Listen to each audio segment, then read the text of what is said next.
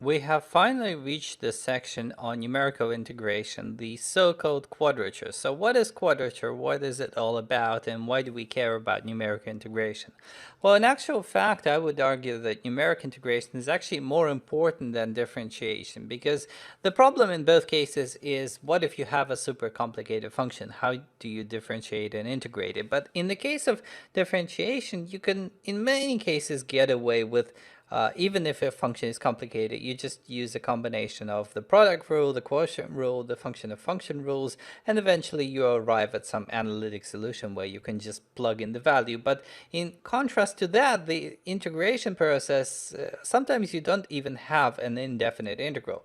So for example, if you have something like the integral of, let's say, the square root of sine of x, square root of sine of x dx. That's not something that you can find an analytic solution for, or similarly something like 1 over the square root of 1 plus x cubed, for example. So these are the kinds of integrals where it makes sense to go looking for a numeric solution. But also, sometimes you do get integrals which you may as well integrate analytically. So for example, you might have an integral of 1 over 1 plus x cubed, but if you actually look at what the solution is like, if you actually use MATLAB or something to evaluate it, you'll see that it's really a horrible, really long expression just to take this one simple integral. So that is not exactly easy to calculate either, and that's why we turn to all sorts of numerical methods and to the quadrature process.